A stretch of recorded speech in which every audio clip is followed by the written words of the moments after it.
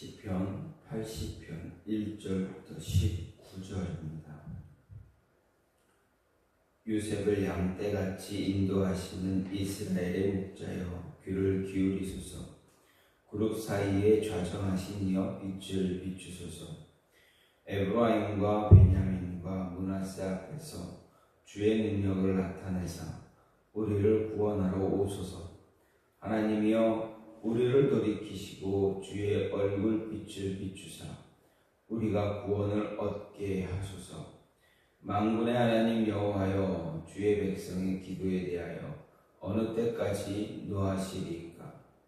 주께서 그들에게 눈물의 양식을 먹이시며 많은 눈물을 마시게 하셨나이다.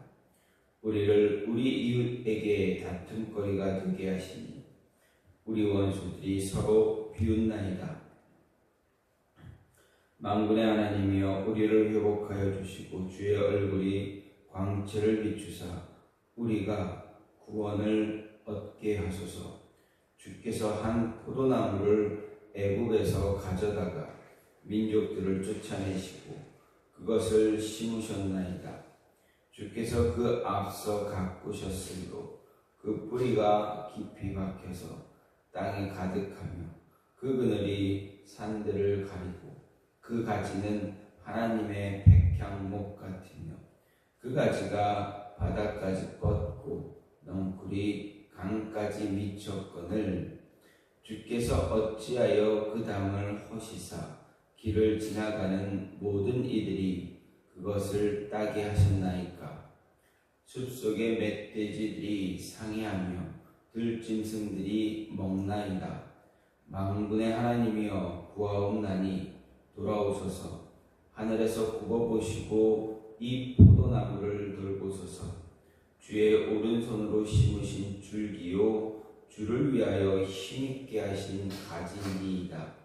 그것이 불타고 배임을 당하며 주의 면책으로 말미암아 멸망하오니 주의 오른쪽에 있는 자 곧 주를 위하여 힘있게 하신 인자에게 주의 손을 얹으소서. 그리하시면 우리가 주에게 물러가지 아니하오리니 우리를 소생하게 하소서. 우리가 주의 이름을 부르리이다. 만군의 하나님 여호와여 우리를 돌이켜 주시고 주의 얼굴의 광채를 우리에게 비추소서. 우리가 구원을 얻으리이다. 아멘. 오늘 말씀 시편 80편 1절부터 19절 말씀입니다. 시편 80편 오늘 말씀은 79편과 마찬가지로 이스라엘 민족의 비극을 인해서 아사벨 자손 가운데 한 사람이 민족을 대표해 민족의 구원을 호소한 그러한 시입니다. 이런 오늘 말씀 80편 오늘 말씀은 시편에 나오는 이런 민족을 위해서 이스라엘 민족을 위해서 노래한 슬픔을 노래한 그 노래 가운데 다섯 번째로 이제 그 역사적 배경에 대해서는 유다 혹은 예루살렘이나 시온이라는 언급이 없고 또 요셉, 에브라임, 베냐민, 므낫세 등 북이스라엘 소속 지파의 언급만 나오고 있다는 것을 볼 때 그런 모습과 또 구약성경 헬라어 여권을 보게 되면 표제에 아수르에 관한이라는 말이 첨가되어 있다라는 것을 볼 때 아수르에 의한 북이스라엘의 멸망 사건으로 보는 것이 일반적이다라고 할 수가 있습니다. 하지만 오늘 말씀은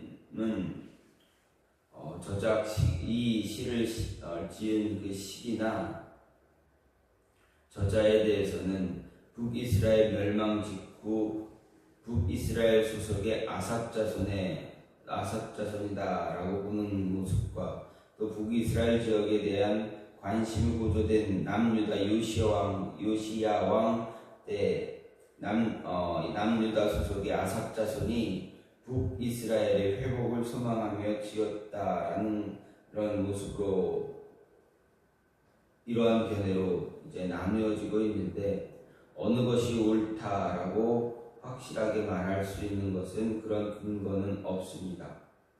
어떤 사람은 17절에 주의 우편에 있는 자가 북이스라엘의 왕을 가리킨다라고 보기도 해서 북이스라엘이 멸망하지 않은 때를 생각하기도 하지만 이 17절에 주의 우편에 있는 자는 하나님의 백성을 지칭하는 표현으로 보는 것이 또 일반적으로 보는 견해이기도 합니다. 어쨌든 이런 말씀, 이 말씀은 이방 원수에 의한 이스라엘 자손이 북이스라엘 멸망의 그 참상의 눈물 비웃은 상의 작별 등의 표현을 통해서 생생하게 기록되어져 있는 가운데 하나님을 향해 이스라엘을 회복해달라 간구하는 그런 애끓는 호소가 이 시에 전반적으로 펼쳐져 있는 것으로 볼 때 이 모습은 이런 모습을 보면서 오늘 말씀을 보게 되면 하나님께서 이스라엘 백성들의 기도를 언제까지 듣지 않으실까라는 시인의 고백을 보면서 하나님이 왜 이스라엘 백성들의 기도를 듣지 않는가를 생각해 볼 수 있게 됩니다. 이 4절 말씀에서 만군의 하나님 여호와여 주의 백성의 기도에 대하여 어느 때까지 노하시리까? 시인이 고백하는 것, 시인이 노래하는 것, 하나님 언제까지 우리의 기도에 귀를 기울여 주지 않겠습니까? 왜 우리의 기도가 우리가 하는 기도에 하나님의 은혜를 허락하지 않습니까? 라고 이렇게 노래하며 고백하는 이 모습을 보면서 왜 하나님이 이스라엘의 기도를 듣지 않으시는가? 왜 듣지 않게 되시는가? 왜 이스라엘이 하나님 앞에 기도할 때에 그들의 기도에 하나님께서 노하시고 분노하고 계시는가를 생각해 볼 수가 있는데, 먼저는 하나님의 돌보심과 인도하심을 거부했기 때문에 하나님께서는 그들의 기도를 듣지 않으시고 오히려 그들의 기도에 노하시는 모습을 보여주고 계신다라는 것을 생각해 볼 수가 있습니다. 1절 말씀을 보면 요셉을 양떼같이 인도하시는 이스라엘의 목자여 귀를 기울이소서, 그룹 사이에 자정하신 이여 빛을 비추소서, 이렇게 시인은 노래하고 있습니다.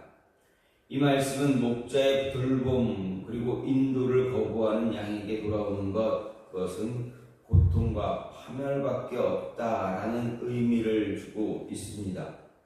여기서 시인이 요셉이라고 말한 것에 대해서 사람들은 이것이 직접적으로 북이스라엘을 의미하는 것으로 받아들입니다. 왜냐하면 요셉의 아들 에브라임 자손들로 구성된 에브라임 지파가 북이스라엘을 대표하는 그 10지파를 대표하는 위치에 있기 때문에 그렇습니다. 어떻게 하면 왜 북이스라엘의 대표적인 위치를 차지하는가 생각해 보면 이스라엘이 남과 북으로 나뉘어질 때 북이스라엘의 첫 번째 되는 북이스라엘을 첫 번째 가장 먼저 이제 북이스라엘을 세운 그 왕의 지파가 에브라임 지파의 사람이었기 때문에 그렇습니다. 어쨌든 이런 모습으로 북지파를 대표하는 지파가 에브라임 지파가 되어집니다. 하지만 요셉은 또 남북 이스라엘 전체를 지칭하는 그러한 말로 생각할 수도 있습니다. 왜냐하면 야곱이 자신의 아들들에게 축복을 할 때 이스라엘의 실제적인 장자를 에브라임으로 보기도 했기 때문에 그렇습니다. 야곱이 이스라엘의 실제적인 장자를 요셉으로 본 이유는 무엇입니까? 요셉이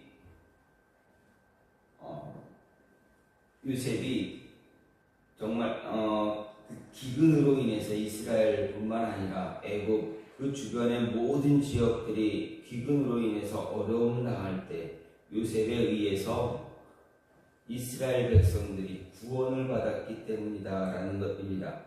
하나님께서 요셉을 통해서 이스라엘을 구원하고 애국을 구원하고 주변의 모든 민족들을 구원한 그 모습, 그 역사, 그 모습 때문에 이스라엘 야곱이 자신의 아들들 가운데서 실제적인 장자를 요셉으로 선택했기 때문에 그렇습니다.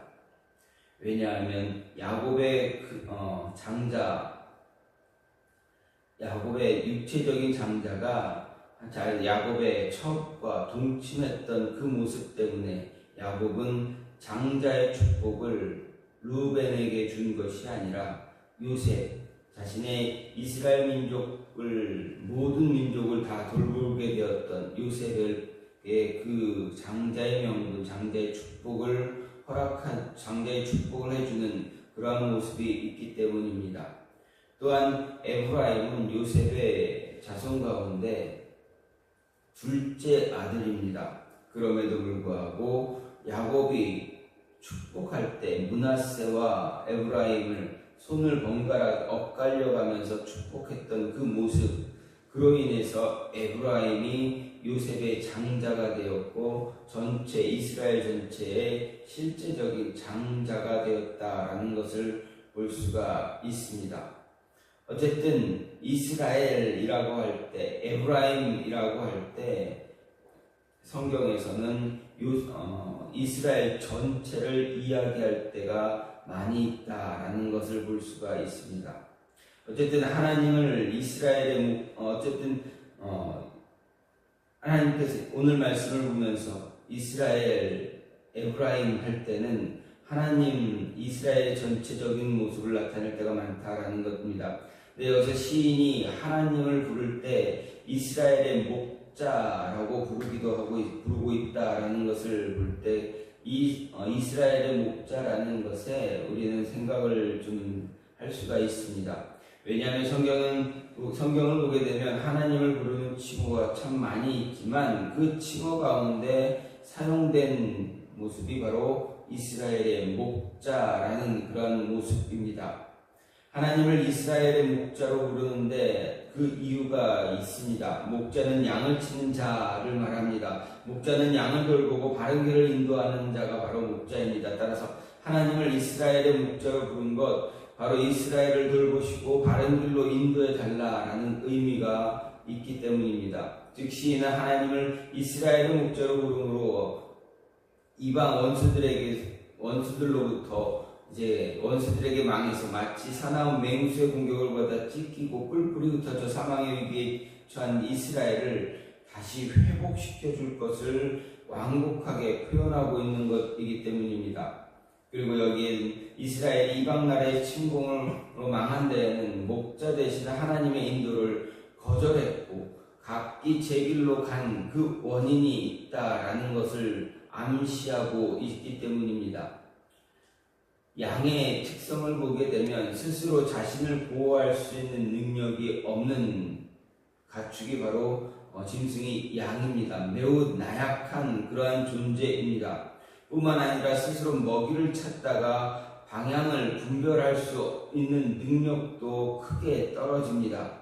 왜냐하면 양은 시력이 그렇게 좋은 그런 가축이 아니기 때문입니다. 자기의 앞도 제대로 분간하지 못합니다. 두세 발자국 그 앞을, 두세 발짝 그 멀리를 볼 수 있는 가축이 아니기 때문에 그렇습니다. 그렇게 목자의 돌봄이 필요하고 인도함이 필요한 짐승이 양입니다. 그런데 이 양된 이스라엘이 그 돌봄과 인도를 받지 않으려고 했다라는 것입니다. 돌봄과 인도를 받을 때만 정상적이고 안전한 삶, 평안한 삶을 살 수 있는 양인데 그것을 이스라엘이 거부했다라는 것입니다. 그렇게 하나님은 이스라엘의 목자가 되셨음에도 그들을 돌보고 인도해 주셨음에도 불구하고 이 양, 고집 센 이 양의 모습은, 이 양들은 자신의 길을, 자기가 가고 싶은 길을 갔다라는 것. 그래서 하나님의 돌보심과 인도를 거부하고 늘 멋대로 자기 마음대로 행하려고 했던 그 모습 때문에 하나님께서는 그들을 타이르기도 했고 때로는 지팡이로 때리면서 바른 길 가게 하려고 했지만 끝내 자신의 고집을 꺾지 않았기에 자기들 원하는 곳으로 가고 말았다라는 것입니다. 그 결과 나타난 것이 무엇입니까? 원수들의 공격으로 인한 멸망입니다. 끊임없이 이방 민족들이 그들을 괴롭혔음에도 불구하고 고집 꺾지 않는 그 양의 모습으로 인해서 목자 곁을 떠나고 자신이 원하는 곳으로 가다가 처참하게 찢기는, 원수들의 공격에 찢기고 마는, 다른 들짐승들에 의해서 찢겨버리고 마는 그런 모습을 갖게 된 것입니다. 따라서 이런 사실을 통해서 우리가 생각해야 되는 것, 성경은 하나님과 성도들 관계에서 역시 목자와 양의 관계로 이야기하는 것을 볼 때 우리는 하나님의 돌보심과 인도하심을 따라갈 수 있는 그 모습을 따라가야 하나님께서 우리의 기도 또한 들어주신다라는 것입니다. 고집 피우고 내가 가고 싶은 길로만 가려고 끝까지 자신의 고집을 꺾지 않게 된다면 하나님은 기도에 응답해 주지 않으시고 오히려 기도할 때 하나님은 더 큰 어려움을 허락하신다라는 것입니다. 그래서 우리는 끊임없이 이스라엘뿐만 아니라 하나님의 자녀된 우리는 하나님의 인도하심과 돌봄을 거부하는 것이 아니라 그 돌봄과 인도하심을 끝까지 따라가며 오히려 그 돌봄과 인도하심을 기대고 그 모습을 간절히 소망하는 모습으로 따라갈 때 하나님은 우리의 기도에 응답하시고 그 기도를 통해서 우리는 더 큰 은혜와 축복을 누릴 수 있다라는 것 잊지 말아야 합니다. 하나님께서 우리 기도를 듣지 않으실 때 우리는 우리의 모습을 돌아볼 수 있어야 됩니다. 어떤 것이 우리 안에 문제가 되고 있는가 돌아보고 그 문제를 하나님께 내려놓고 하나님의 인도함을 받을 수 있는 모습 가져야 합니다. 또 한 가지는 무엇입니까? 좋은 열매 맺어야 하는데 그렇지 그 열매를 맺지 못할 때 하나님은 그 기도에 응답하지 않으신다라는 것입니다. 오히려 그 기도하는 그 기도에 노하심을 바라게 된다라는 말씀입니다. 8절부터 11절 말씀을 보면 시인은 하나님께서 한 포도나무를 애굽에서 가져다가 가나안의 열방을 쫓아내시고 그곳에 그 포도나무를 심어 그 뿌리로 깊이 박혀서 땅에 편만하게 하시고 그 그늘로 산들조차 가리울 수 있는 큰 거목이 되게 하셨다 이야기합니다. 가지는 바닥까지 뻗어 있고 넝쿨은 강까지 미칠 큰 나라로 만들어 주셨다 이야기합니다. 여기서 한 포도나무 무엇을 가리킵니까? 바로 이스라엘을 가리키는 표현입니다. 이 표현은 하나님께서 이스라엘을 애굽에서 이끌어내어 가나안으로 인도하시고 가나안 족속을 쫓아내신 이후에 이스라엘로 거기에 정착해서 살면서 번성하게 하신 그러한 사실을 돌아본 것입니다. 시인은 여기서 이스라엘을 포도나무에 비유하며 하나님의 과거 이스라엘에게 베푸신 은혜를 돌아봅니다. 그리고 그렇게 돌아보는 이유, 하나님께서 그렇게 은혜를 베푸신 이스라엘을 버리심으로 이미 베푸신 은혜가 헛된 것이 되지 않도록 이스라엘을 구원해달라 호소하기 위해서였다라는 것을 볼 수가 있습니다. 실제로 12절 이하를 보게 되면 이스라엘의 구원을 소망하는 시인의 간절함이 나타납니다. 그럼 왜 하나님 자신이 수고해서 심은 그 포도나무를 이렇게 원수들이 짓밟도록 방치하시는 것인가? 그것은 그들이 포도나무로서 하나님이 원하는 아름다운 열매 맺지 못했기 때문이다라는 것을 알 수가 있습니다. 12절 13절 말씀을 보면 시인은 하나님이 이스라엘이 멸망하는 것을 그대로 방치한 것에 대해서 주께서 어찌하여 그 담을 허시사 길을 지나가는 모든 이들이 그것을 까게 하셨나이까. 숲속의 멧돼지들이 상하며 들짐승들이 먹나이다. 이렇게 의문을 제기하며 탄식하고 있는 것을 보게 됩니다. 즉 하나님이 심은 포도나무의 열매를 멧돼지들이 짓밟고 들짐승들이 먹도록 방치해둔 것은 옳지 않은 것 아닙니까?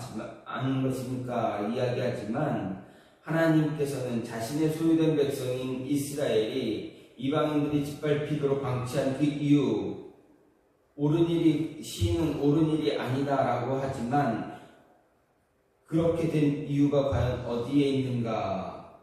그것은 바로 이스라엘이 하나님이 기대했던 열매를 맺지 못했기 때문이다라는 것입니다. 열매를 맺기는 했지만 그 열매 사람이 먹지 못할 들포도와 같은 것이었습니다. 이사야 5장 말씀을 보게 되면 포도원 주인이 나옵니다. 포도원 주인은 바로 하나님을 의미합니다. 그런데 포도원 주인이 자기 포도원에 아주 좋은 포도나무를 심고 잘 보살펴 주었습니다. 그리고 좋은 포도 맺기를 기다렸습니다. 그런데 어떻습니까? 주인의 기대와는 달리 포도나무는 들포도를 맺고 말았습니다. 그래서 포도원 주인은 분노하면서 포도원 울타리를 헐어버리고 포도나무와 그 열매로 짓밟히며 먹힘당하게 하는 것은 물론 포도원 황무지가 되게 해 진려와 형극이 나게 할 것이다 라고 선언하고 있습니다. 이 말씀 이사야 5장 말씀은 지금 이 시편 80편을 기록한 노래한 시인의 모습과 시인이 노래한 그 상황과 매우 유사합니다. 매우 잘 어울리는 그런 모습을 보게 됩니다. 하나님은 이스라엘이 좋은 포도 열매를 맺기를 원하셨는데 그 열매를 맺지 못했으면 어떻게 됩니까? 포도원 담을 헐어서 멧돼지와 들짐승과 같은 아수르 군대에게 이방인들에게 짓밟히고 삼킴당하게 한 것이다라는 것을 볼 수가 있습니다. 이스라엘이 맺은 열매 쓸모가 없고 악한 열매가 되었습니다.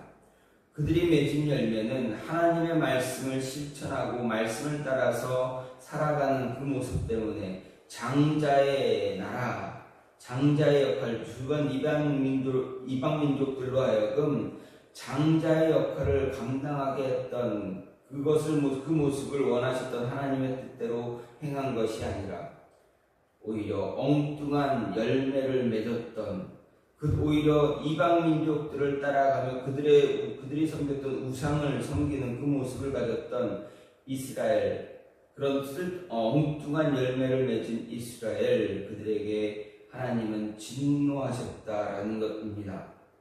하나님이 원했던 열매가 아니라 하나님이 원하지 않은 열매를 맺게 됐을 때 하나님은 그저 그 열매를, 그 포도나무를 이스라엘을 이방 민족에게 내어주셨다라는 것입니다. 이 말씀을 보면서 생각할 수 있는 것은 우리가 하나님은 우리로 하여금 좋은 열매 맺기를 원하신다라는 것입니다.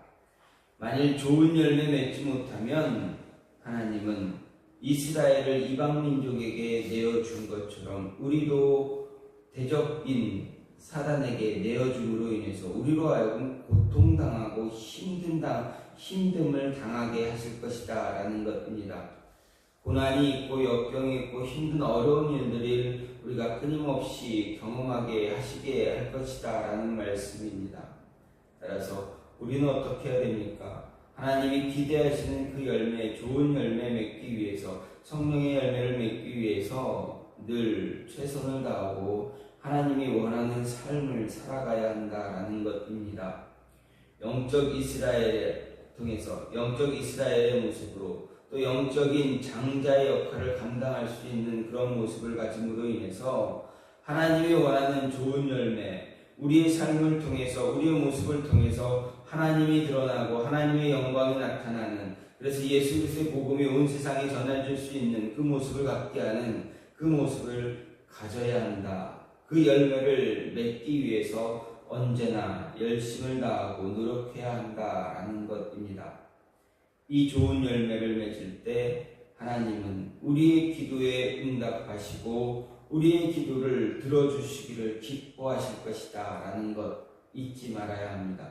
이 열매, 이 좋은 열매 맺지 못하게 되면 우리의 기도에 응답하시기보다는 우리가 하는 기도에 오히려 노를 바라게 하시는 그런 진노하시는 그런 모습만 나타나게 된다는 것, 오늘 말씀을 통해서 잊지 말고 우리가 기억해서 늘 좋은 열매 맺으려고 노력하는 모습을 가져야겠다라는 것입니다. 시인은 분명하게 이야기합니다. 하나님께서 주의 백성의 기도를 기울이시기도 하지만 그 주의 백성의 기도를 듣지 않을 때도 있다. 오히려 진노하실 때 분노하시기도 한다라는 것입니다. 그러면 왜 진노하시고 분노하시는가? 이유가 무엇인가? 하나님의 돌봄과 인도하심을 거부하면 그들의 기도 원치 않으신다라는 것입니다.